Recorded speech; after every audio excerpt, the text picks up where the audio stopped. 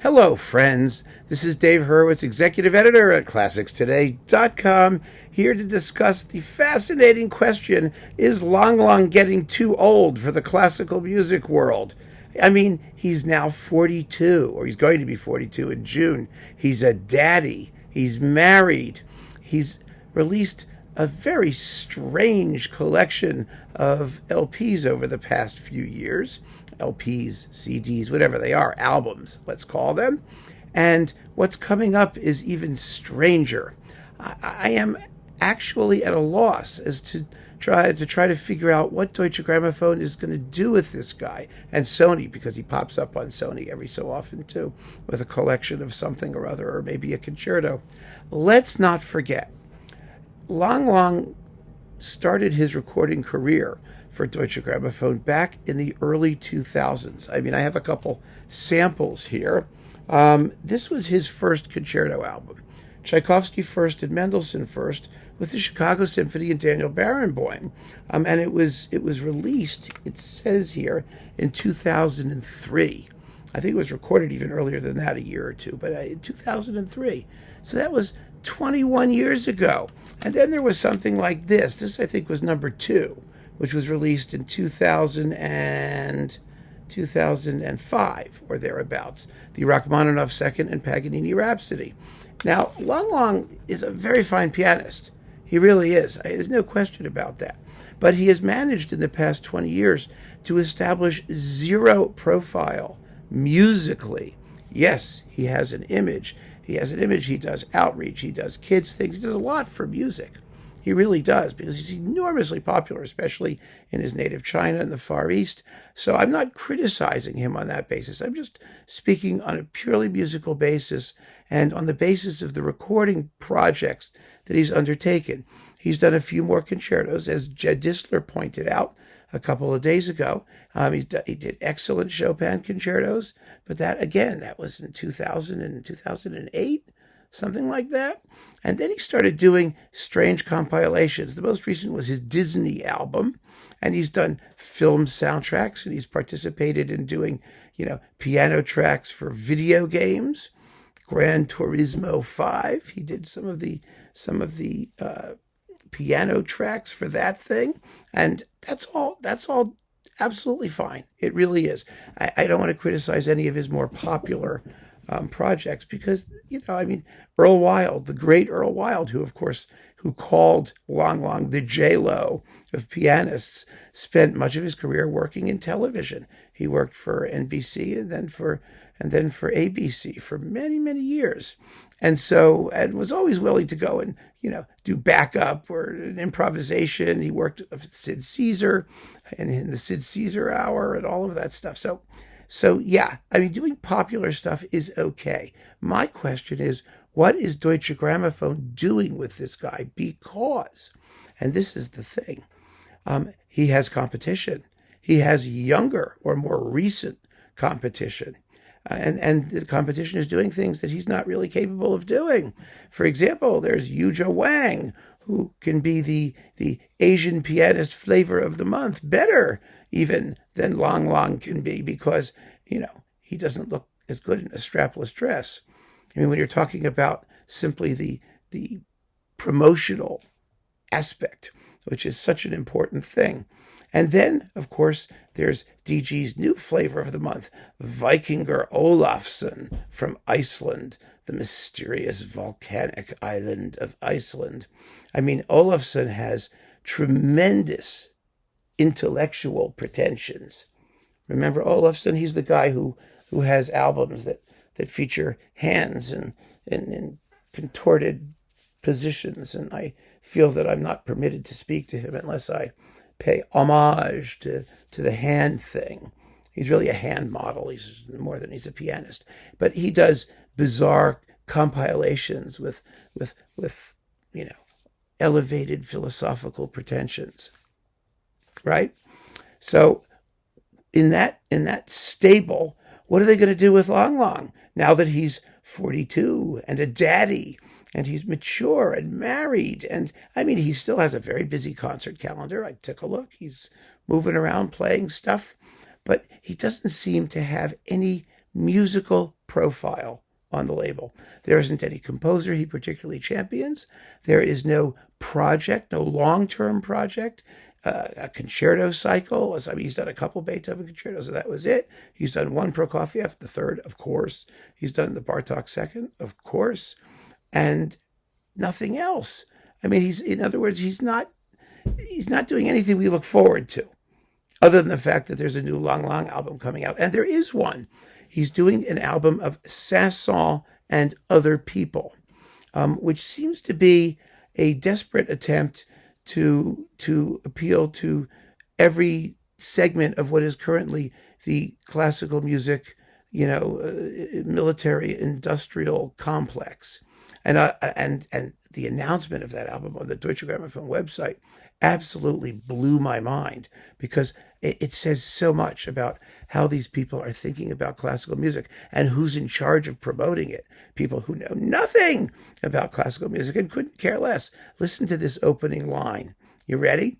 It's the Saint-Saëns 2 CD set, which consists largely of things that Saint-Saëns didn't write, or a lot of things that Saint-Saëns didn't write, but we'll get to that in a minute.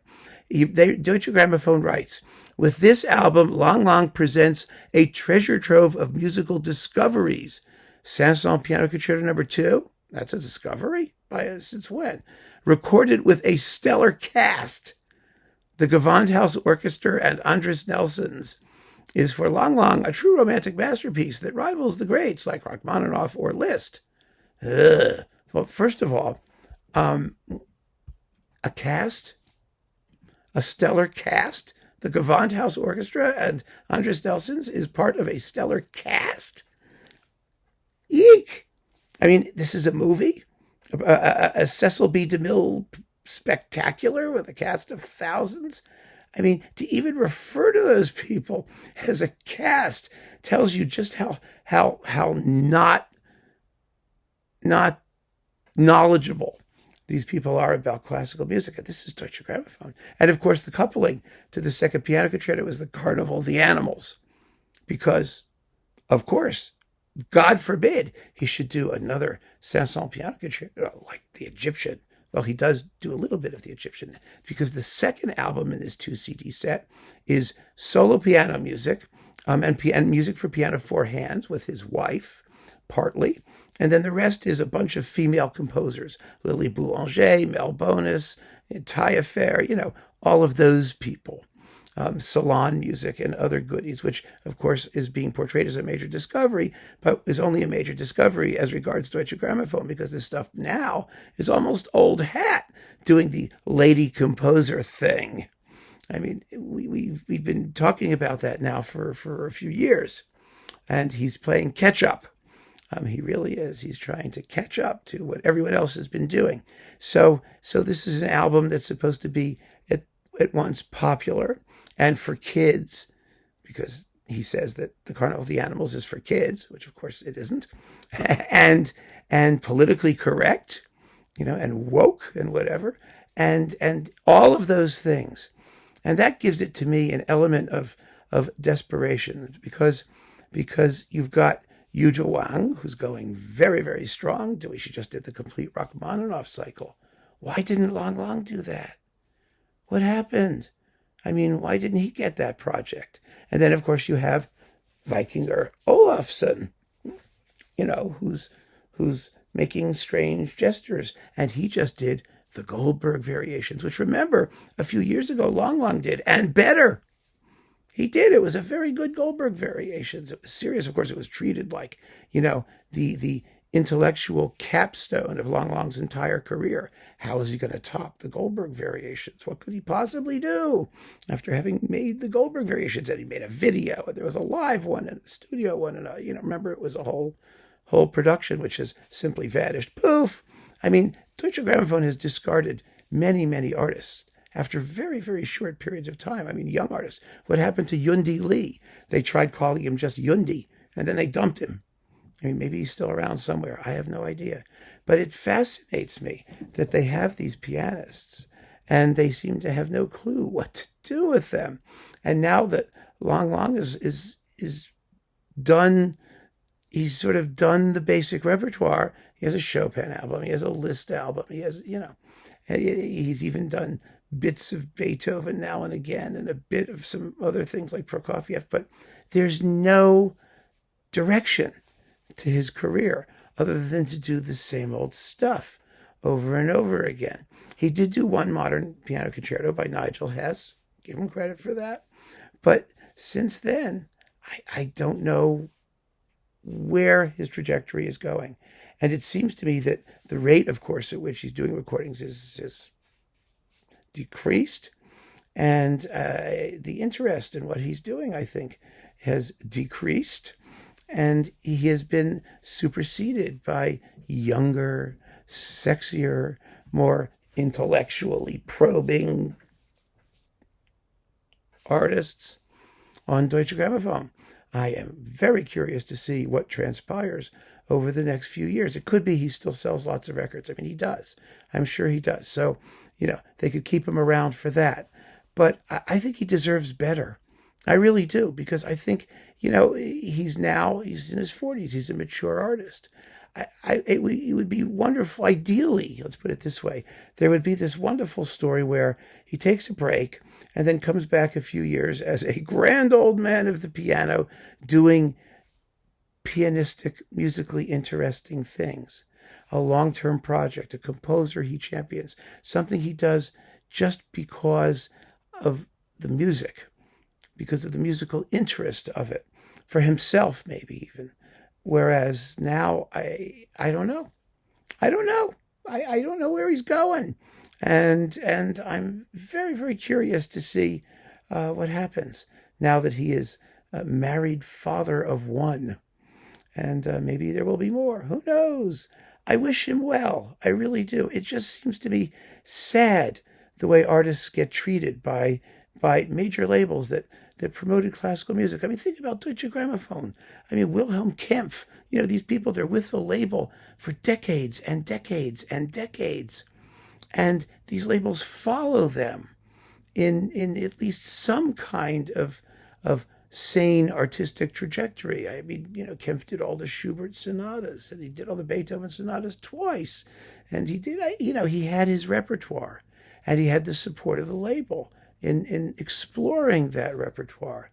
Whereas today, artists like Lang Lang, they do projects, one project after another project, and the projects are all what we used to call single-purpose vehicles in the real estate business. Companies that exist for one project only, and then they disappear, and then they're gone. And that is weird. Each project has its own cast. It really is extremely telling about where the classical music industry is today, especially at the major labels, that this is what's happening to him. And who knows where it's going to go. I find it fascinating. I really do. And disturbing at the same time. Because like I said, he deserves better. He deserves something, if this is what he wants or how he feels, that promises some kind of larger musical fulfillment. But that's up to him, isn't it? Because DG isn't going to do it. I don't think they know how anymore. I really don't. I think that think about it. What are they doing with Maurizio Pollini? He's been with them since day one. When was the last time you heard anything from Pollini that he hadn't done before? It's a mystery. Keep on listening, friends. Thanks so much for joining me, and take care.